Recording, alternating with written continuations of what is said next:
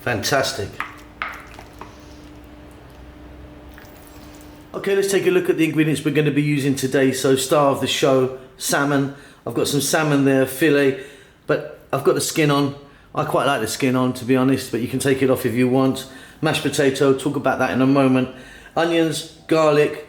I'm using some smoked paprika and some dried thyme today. You could be playing around with this anyhow you want.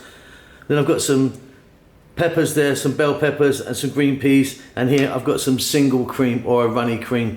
Really quite simple.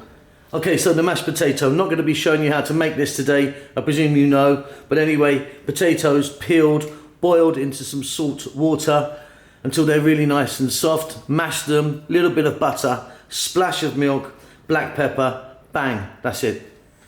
Okay, so I've got a pan here. I've got some olive oil in there. You could even be using butter if you wanted. Let's get that garlic in, chopped garlic.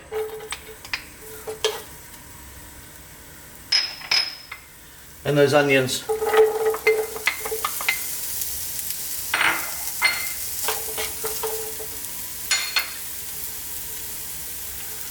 Some salt, black pepper.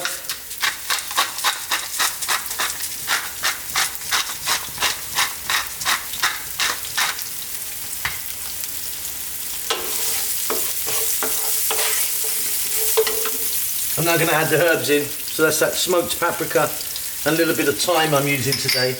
But, you know, change it around if you want. I think the smoked paprika works really well. But yeah, think about basil, rosemary, marjoram, anything you like, I suppose. But I let this go for about 2 to 3 minutes on this kind of above medium heat.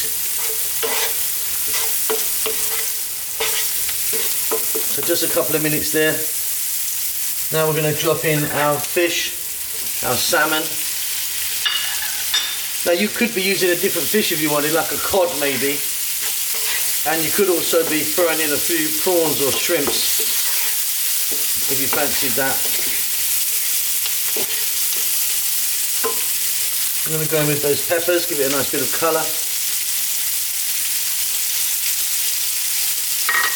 And those garden peas, and these are frozen. I just stuck them under some hot water.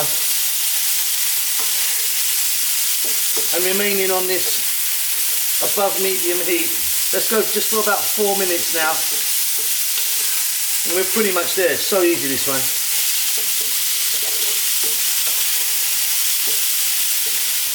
That's like 4 minutes. Now don't worry if your fish is not completely cooked, because of course we're going to be going to the oven with this again. Simply we're now going to add some cream. Like I said, I've got like a cup of cream there. And if you wanted, I didn't show you this earlier, but you could put in some grated Parmesan in the mix, or another cheese if you wanted. Stirring all the time now, just for like 2 minutes, and then this is absolutely done. We can get over to the next step.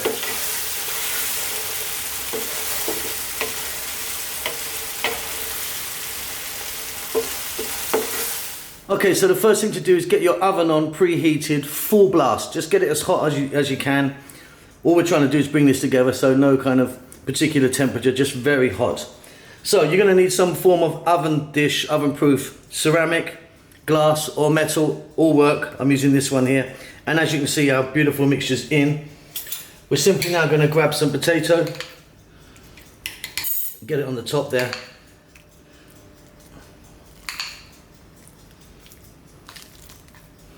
A nice generous layer.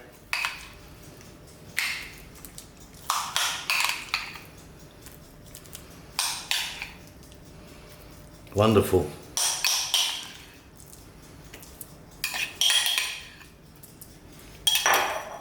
Just going to take a fork now and just lightly press it down, spread it out.